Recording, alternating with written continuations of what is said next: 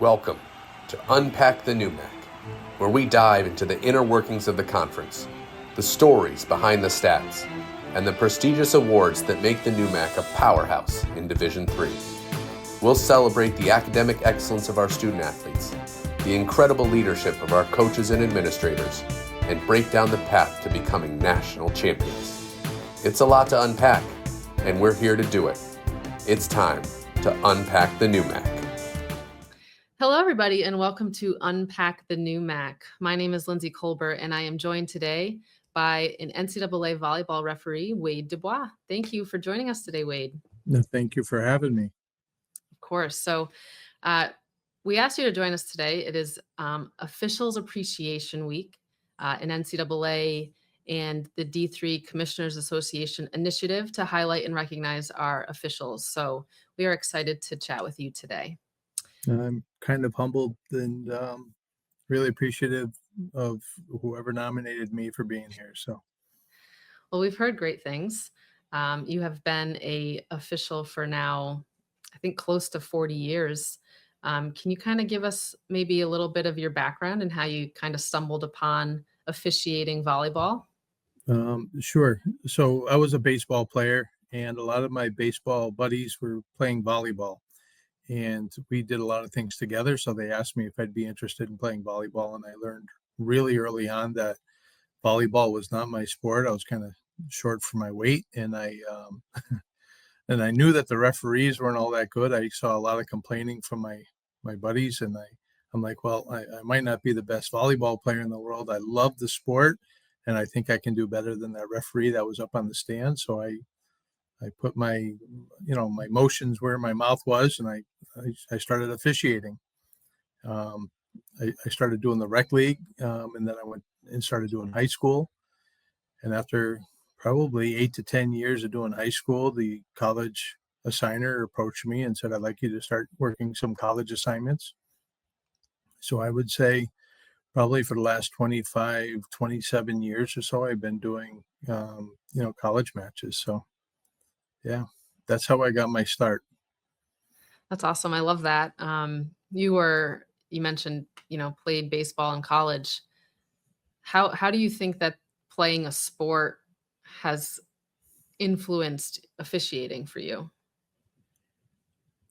I think early on, even before I played, in high school and a little bit in college, it was instilled in me, you don't have to be the best, but try your best. So, and I brought that approach to the game that I was playing, and then I bring that same approach to officiating. So, I'm goal oriented, and I think my goal was always to be one of the best. I certainly tried my best. It's just popping into my head. It's funny officiating, and I'm probably going to answer a question you're going to throw at me later, but officiating, I think, is one of the unique professions where you're expected to be perfect on day one and only get better with experience, so but yeah, I think it's just being goal oriented and just trying your best at the end of the day.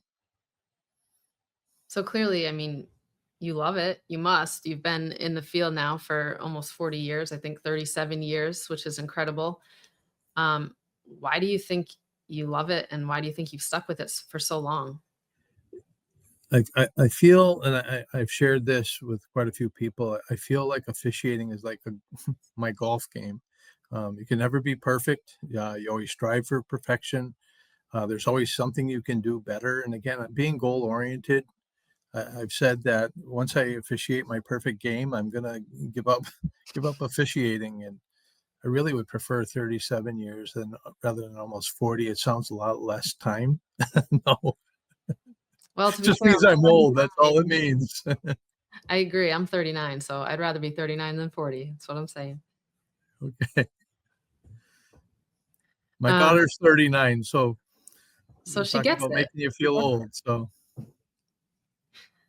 I hear her. So you've obviously you got your start in the NUMAC at the collegiate level. As this being a NUMAC podcast, I have to ask, what's your favorite thing about officiating in the NUMAC?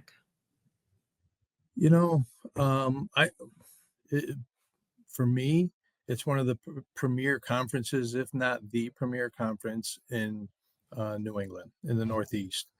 Um, I feel that the athletes are in it for different reasons than, I officiate at a pretty high level in Division I conferences. And I feel like the athletes here are in it for the love of the game. They're still just as passionate as the Division I and Division II athletes, but I feel here, I just feel like there's more love of the game for themselves. And it's not striving for, the nil that's out there. And, um, I think they don't have the expectation that they're going to go on to the professional level. So there's not so much, maybe,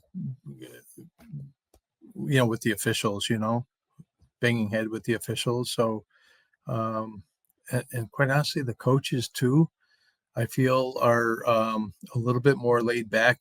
Don't get me wrong; they're invested, and I always train my referees that the coaches are allowed to have emotion, but I just feel it's just a different vibe, and I just love the vibe.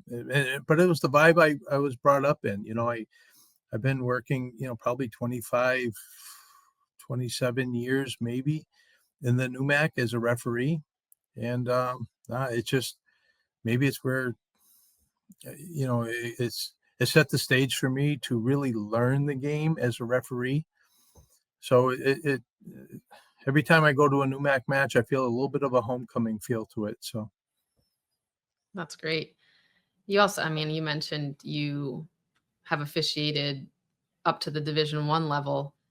If I could ask you to maybe pinpoint some of your most rewarding officiating experiences at any level, what would you say? it's doing the Division I Final Four, Wow. 2021. I worked the Final Four, and that's not only based on performance, but it's also based on coaches' recommendation who are in the NCAA tournament, the NCAA representatives that are there on site, and we start with 64 teams. You end with 4 teams in the Final Four. The same thing with the referees. You start with 64 referees and you end with 4.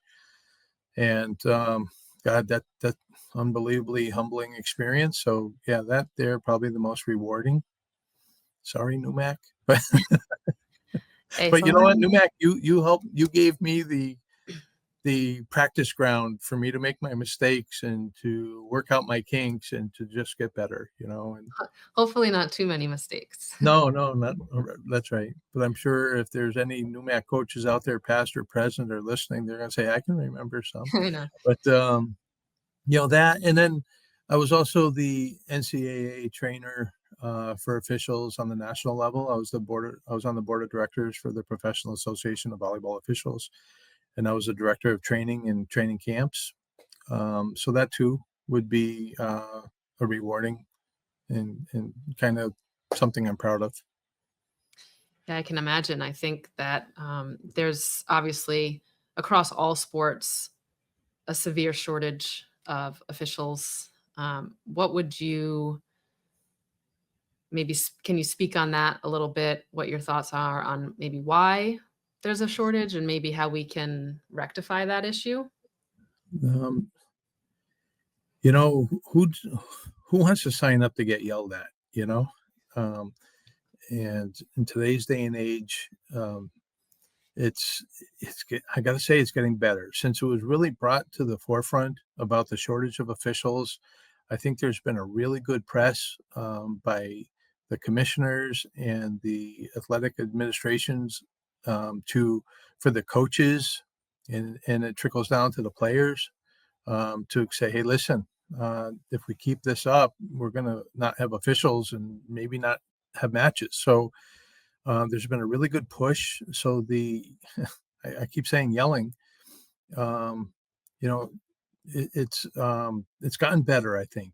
But who'd sign up for that? It takes a special person. I feel like, um, you know, I train. I would say 20 to 30 referees a year, new referees who sign up, and maybe 2 or 3 stick.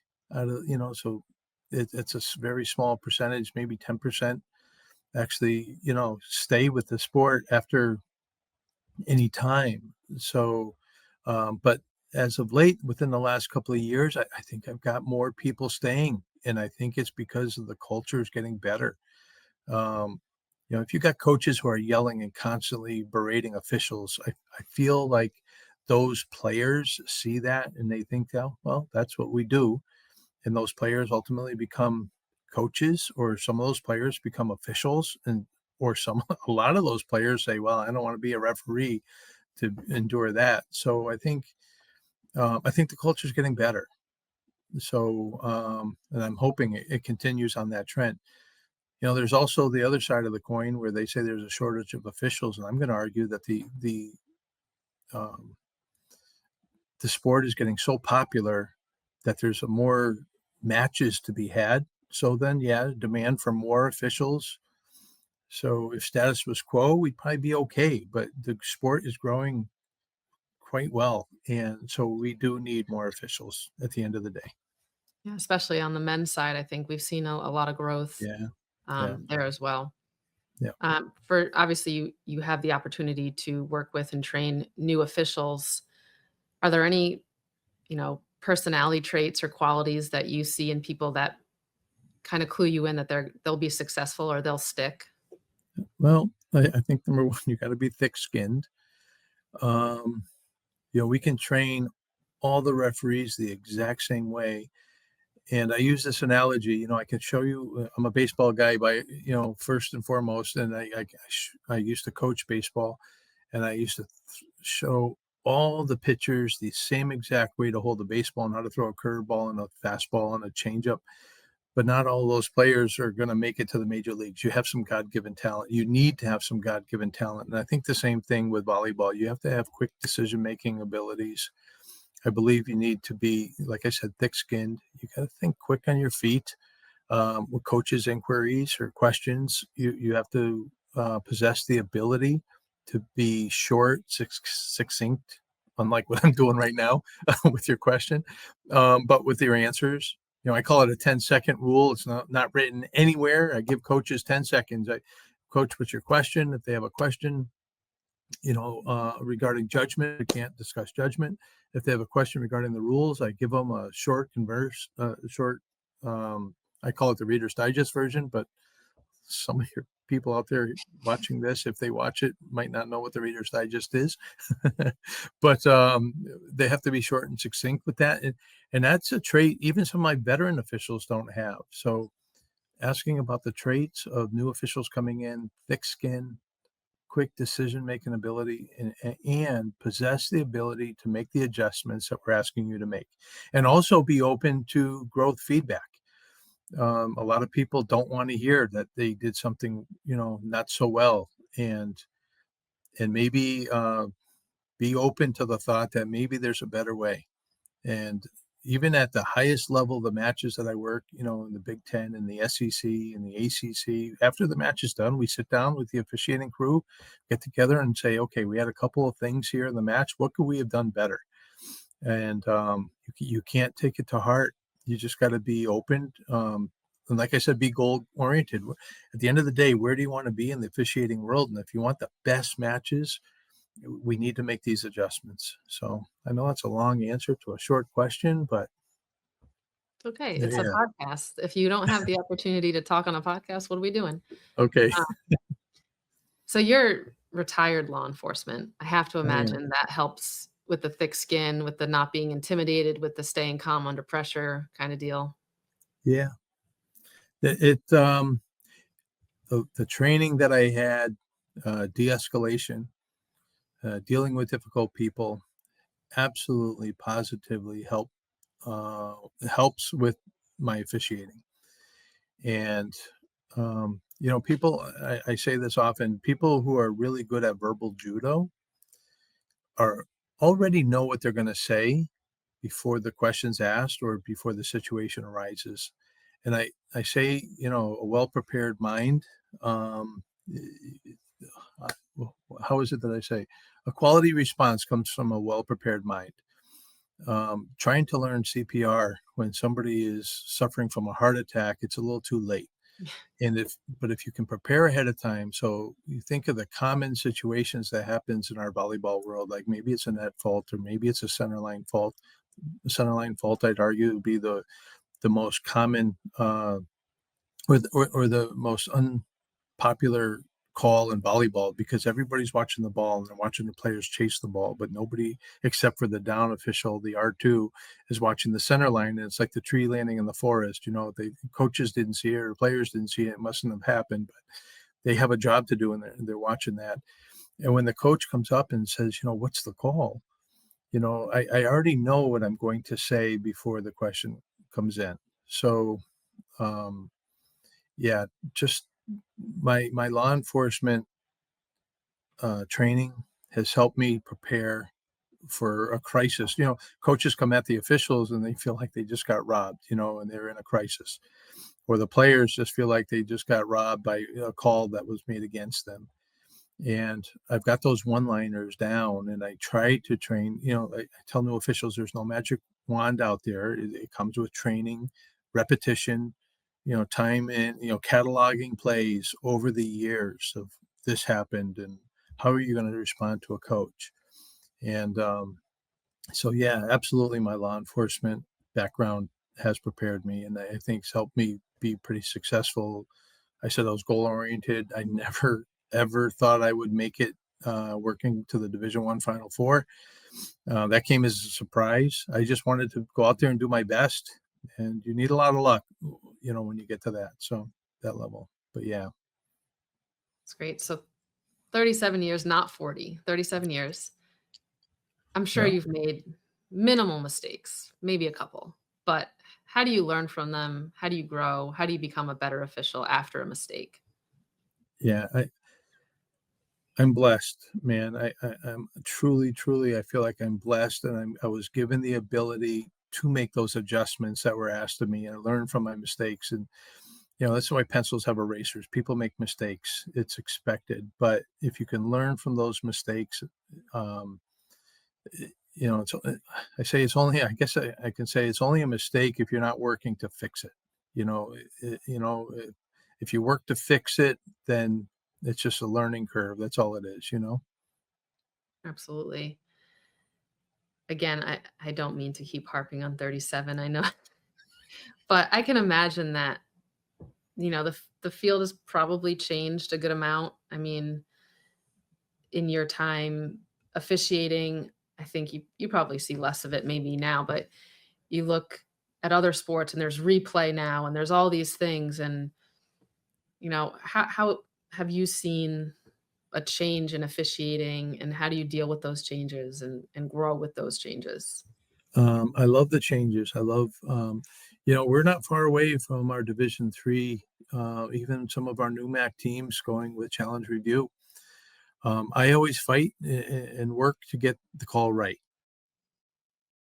Even when I'm on the stand or if I'm the down official, just this past weekend, I was on a pretty big stage, and I paused before awarding a point to the team, and I had a conversation with my partner and my officiating crew because I wanted to get the call right before even letting a coach challenge it. And I love a lot of the new changes that are coming about with volleyball. It keeps the game moving. It's faster. If you look at the history, when I started reffing back in the day, we'd have our hand on top of the net, and the older coaches out there, if they're watching this, they would see, remember us holding onto the top of the net, we'd beckon for serve over our head. And if that ball even ticked the net, it was the other team's serve. They wouldn't get the point because we didn't have rally scoring back then. But the changes have all come about to keep the game moving, to keep the game exciting. You're blowing the whistle, and nobody knows why you blew the whistle. And now it's getting to the point, even with the new ball handling directive, the continuation of play. Players can actually hit the net without it being a fault. They can actually cross over the center line without it being a fault. The ball can actually hit the top of the net now without it being a fault, because we want the exciting plays. In the younger kids of the sub-varsity matches, I trained the referees. I said, "You're blowing the whistle almost every second in that match. You're going to hyperventilate." I said, when there's a good rally, you hear the fans, the excitement from the fans and the players. Even the subs on the benches, you hear all the excitement because there's actual exciting things happening. And if we keep blowing the whistle and killing the play, I guess we would still be stagnant and we'd still be back in the 70s and 80s with our volleyball game. But now that we're 2025, you look at, ESPN on Sunday afternoon, there was a volleyball match on TV and not a NFL football game. That's pretty exciting stuff. So yeah, I like the new changes that are coming about. I think it helps the game, and hopefully it gets more people involved. And I only have a few years. I don't know how many years left, but I want to keep giving back to the newer referees and promoting the sport. So, and hopefully there's some more great changes to come. Like I said, there's some new MAC coaches out there I spoke with who probably this week or next week may even have that challenge review in their gym. And how wonderful will that be? You know? Yeah, speaking as somebody who in college had to do lines for volleyball, it's always very frightening. So I think It's nerve wracking, right? uh, it is. It was as somebody who was not trained, and they just give you a flag and they say if it's in, it's scary. I think luckily most, especially in the collegiate ranks, we've gotten away from having students doing the lines, but yeah, it can be nerve wracking. Oh, I still go to some schools and even Division II, not so much on the Division I anymore, but Division II. You go in and say, "Hey, the baseball team is your line judges and scorers today, or are your line judges and scorers today," and they've never done it before, so you got to train them. So we have to give them a crash course in that training. Um, at least baseball, they know if it hits the line, it's in, and same thing in volleyball. You know, Softball player here, so yeah. I got But that much, but still. yeah, It's a I don't do lines often, but I'm asked every once in a while. And yeah, I'd much rather be up on the stand or on the floor as the down ref, the R2, than being a line judge, quite honestly, because if you don't do it all the time, it's not, you're not going to be a master at it. So Yeah, but I could certainly see how maybe review would be useful in situations like that if that comes down the line at some point. yeah, Your comments kind of triggered a thought in my head, which is, so many of these officials, especially at the Division III level, this is not their full-time job. So they're coming from their teachers or they're, working in an office and they're coming at nighttime to do a Division III game. But we expect them as fans to know that rule book inside and out, and they are not supposed to make a mistake. How, you know, how much time do you think an official would need to spend to really stay current on the rules, to stay current on any changes, and to kind of maintain what they need to know to be effective? I love this question because I end my emails with all my officials. I'm the board chair for the Western New England Board of Volleyball Officials. And when I send emails out about training opportunities, I in my signature, I said, "What are you doing to get better?" And in my trainings, I explain that these coaches are, 6 o'clock in the morning or in the gym with their players, or collegiate players, working at their craft. And then sometimes at the end of the day, they go in for their second practice session in a day, if it's allowed. And so I often ask my officials, "What are you doing to get better? How much time in the past month have you worked on your craft?" I get to venues. If I go somewhere where I've never been before, I plan on being there at least an hour before I'm supposed to be. We're asked to be there at least an hour, hour and a half before match time, oftentimes. So I plan on being there 2.5 hours before match time. And if I get there early, I want to know how to get into the gym. Where's the locker room? And if I still have 45 minutes, a half hour to spare, I open up the rule book. Even now, I'll open up the rule book and I'll read the rule book. And the better I know the language of the rule, the better I can explain to coach if that comes up, or the more confident I am when the situation arises. And with with that knowledge comes a lot of confidence too. So, to answer your question, um, what are people doing to get better? I asked them to read the rule book. I asked them to watch TV, the matches on TV. YouTube now is an unbelievable tool. Heck, you can change the brakes in your car and almost do a overhead gasket replacement on your car just watching a YouTube video, and you certainly can learn what the top level referees are doing in the country, when it comes to almost any sport, just by watching them. So yeah, all of that. Yeah, I think we sometimes don't appreciate how much it takes and how much time it takes on top of a full-time job. So, hopefully the initiatives like Officials Appreciation Week, we're really trying to spotlight what our officials are really doing to try to better themselves, but also better the game. So, Yeah. I think almost like in any profession, you've got those people who are in it for the right reasons, and you got those people who are in it for just a part-time job. You've got some people, I've got some officials who's been officiating just as long as I have and even longer. And then I've got some newer officials who are 10 years in who are really, really good. They've got that God-given talent, and they've really dedicated a lot of their time to getting better. And some of those veteran officials come to me and say, "Wait, I've been doing this for 40 years, and you're assigning. I do assigning also, and you're assigning these officials to matches, giving them more matches than you're giving me." And a lot of them, those officials used to be players, and I said, or coaches rather. And I'm like, when you coached or played, did your coach or did you put in just your seniors, or did you put in the best players? And it shows, you know, those people who have full-time jobs, those teachers or who, whatever. For me, it was law enforcement. So um, for me, it's a craft that I really wanted to get better at. So you got to be hungry.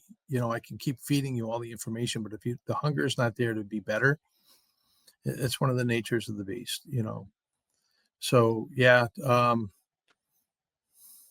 we need more refs.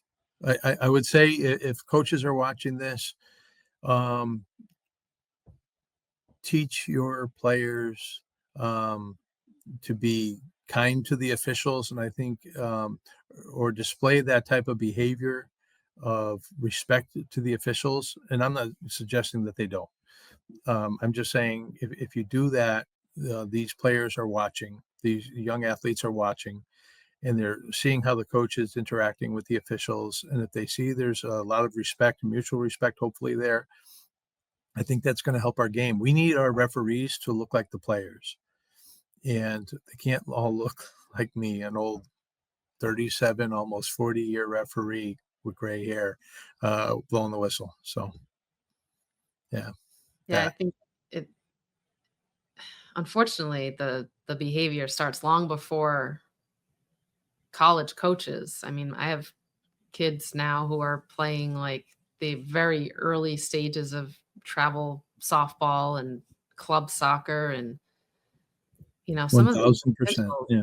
are like 12 and we Yeah. have parents who are like giving them a hard time, and I'm like, Yeah. what are we doing? Like, what kind of example Yeah. are we setting here? But Yeah. if you had to give maybe one piece of advice, only one piece of advice to a person who is interested in officiating, what would that be? Do it for all the right reasons. Make sure you're officiating for the right reasons. Love You know, that. if you're doing it for the money, I get that, but do it because you want to give back and you want to leave the participants with a great experience. And I say it all the time. It's not what you say or even how you say it or even what you do. It's how you make people feel.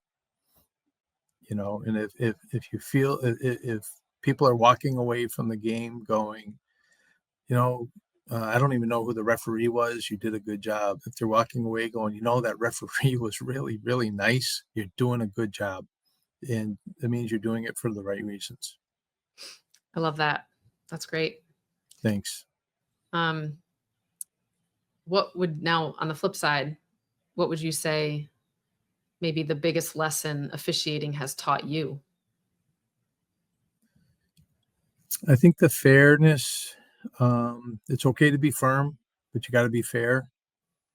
Um, I had that with my law enforcement career too. So I think officiating taught me, but I've been officiating longer than I was even a law enforcement officer. And I think I was doing the law enforcement and my officiating for the right reasons. When I leave the police station, I would say to myself, or even to my partner, hey, let's go see who we can help today. When I take that approach into the gym, I'm a guest in your gym, and I want to be part of the fun and the excitement, but I don't want to stand out. I want to just help in any way I could, make sure it's a fair environment for everybody and a safe environment for everybody. So that's what I think my takeaway is, what I've learned, yeah, that. Awesome. That's a good lesson to learn. So what's Thanks. next? What's next for you in your officiating journey? I don't know. I'd love one more crack at that Final Four. I never put it on my bucket list. I never put it as a goal. You see these international referees working the national championships, and I'm like, yeah, that's not for this guy. Just a schlep from Granby, Massachusetts, doesn't belong on the national stage. And then I just had some unbelievable luck and unbelievable success in 2021. And when I got the call to go to the Final Four, I'm like, wait, what? I don't need the world to know I'm not that good. And I didn't feel like I was mentally prepared for it. I want one more crack. I want one more crack at it. So yeah, that. And if I don't get it, that's okay. I'm gonna go back to my thoughts about giving my best, doing my best, and just hope for the best. And if it doesn't happen, it wasn't in the cards, and I'm okay with that. All right. Who do we need to send this little clip to get you on that Final Four stage? Who do we need to send this? Well, let's make it go viral. We'll get Nope, you. nope. I want to do it all on my own. I want my actions and my performance to speak for me. That's it. There you go. But If thanks you, anyway. I appreciate the offer. I can't promise we'd go viral, but I can do my best. I don't think Uh, it's gonna go. Well, I guess you never know. My father used to always say, whenever you write something on a piece of paper, write it as though the president of the United States is going to read it, because you just don't know. I guess same thing with this here. I can apply that same thing there you here. go. You just don't know. Wade DuBois for the 2025 Final Four. Let's go. He's When you say great it like that, voice. I don't want it. I don't need the world to know I'm not that good. I just, no, I'll have to work on my mental preparedness, I guess, for that again. You better read the rule book. Yeah, that's right. Know the rules. Know the rules. Come on. Uh, It's actually a rule for the coaches and the players to know the rules too. So read the rules. No, I'm kidding. these rule books, I have some sitting on the table here. This You one's know, this is, we have enough basketball, rules. We don't need football, referee. it's a lot of Yeah, rules to read. yeah, there is. Like I told my new referees too, don't make up new rules. There's enough rules. Just learn Yeah. those rules. I hear some people come back to me and they say, hey, I heard this. And I'm like, what? That's not a rule. That's not a thing. Stop making up rules. Yeah. Just knowing the rules is the most impressive thing to me. I played, I coached, and still there's rules that I'm like, "What?" And someone will ask me a question, I'm like, "I don't know." But, the fact that the officials they know the rules, it's always Yeah, impressive to me. yeah. So, just to wrap it up, like I mentioned, I have some young kids, they're obsessed with would you rather. So, we're gonna bring in some would you rather questions, some Oh, my volleyball. grandson does this with me, 10 years old. I love it. It's hilarious. All right, go. These ones are not gonna be probably what your 10-year-old grandson are giving you, because if it's anything like my kids, it's like some sort of gross bathroom humor one, but we'll do That's right. volleyball related. Okay, All right, would you rather officiate a game with a loud, packed crowd with a lot of tension or a quiet gym? the first one. It's amazing, the energy of the crowd. The players feed off the energy of the crowd, so 1000%. The more people, the more better. Would you agree even if they're hostile to you? Well, of course not. I would not agree with that. I'm at a position, thankfully, in my career where I get booed sometimes. I make an unpopular call in the middle of a game or something like that when there are 6,000-7,000 fans. And the booing, I laugh on the inside because I'm pretty self-confident and I'm confident in my call. But for the newer officials, I guess I can absolutely see why. But nobody wants to officiate in a hostile environment. So if would I rather hostile or friendly? Yeah, always friendly. Yes. Absolutely. Sometimes I feel maybe this doesn't apply to officials, but when I was a player in a hostile environment, I kind of liked it because you kind of wanted to like shut them up a little bit, Sure. So, but I guess as an official, maybe that doesn't apply.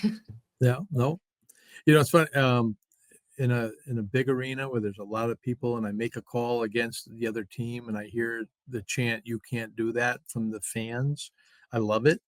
I don't allow the players for the other team to say it to the players on the opposite team. Like when I call a net fault against somebody, I don't allow the other team to say, "You can't do that." The players, no, I call it trash talking. It's unsporting. But when the fans do it, it's one of my favorites, kind of, sort of. Yeah, you gotta love a nice, energetic gym. We've seen it a Yes. lot. I think sometimes that D3 atmosphere can be better because you're close and you pack a gym, and the fans are right there. So if it's a friendly environment, it's a lot of fun. Yeah. I feel like I know your answer to this one too, but would you rather officiate a championship game that is like 5 sets back and forth, a lot of tension, or a kind of quick, easy sweep?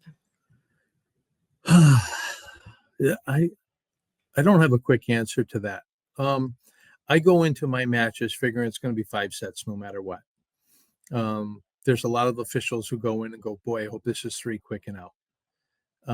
I love competition, so I guess the 5-setter I'm going to be okay with.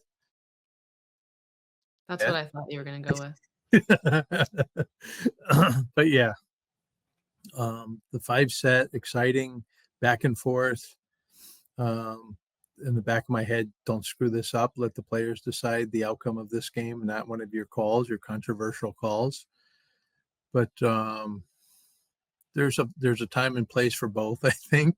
But for the most part, I go into it and I hope my partners and everybody else who officiates around me hopes for that 5-set exciting match, because nobody likes a blowout, I guess, and except for you, the team that's blowing out the other team. That is true, but I did talk to, MIT's head coach, Paul Dill, a Paul couple Paul weeks ago, Dill, good dude, really good and guy. he did not go with the sweep either. He wanted that 5 set, Yeah. you gotta love the competition, so You mentioned Paul, and if Paul's watching this, Paul, there's a couple things you've said over the years that I've really taken to heart, and I share with my officials. One of it's it's simple physics is one of the things he has said about when a player plays a ball and it goes over the antenna or doesn't, and it lands somewhere. And I'm like, boy, that's like jumbo shrimp, and it's like it's yeah, simple physics isn't simple for so many people. yeah, leave it to the MIT coach to say it's simple physics. That's For right. us, That's right. huh. Yeah. Well, Wade, this has been so much fun, and Well, right back at you. Thank I you. thank you so much for jumping on, but more than that, I think from the new Mac, we just wanna thank you for all of your hard work over the years. Uh, I don't know if everybody knows how much work that our officials put in, to do what they do. So we want to extend our gratitude to you and all of the officials in the new Mac, and thank you. No, Thank thank you. It I doesn't sound appreciate like it. enough, but thank you. No, listen, again, I truly appreciate all of this.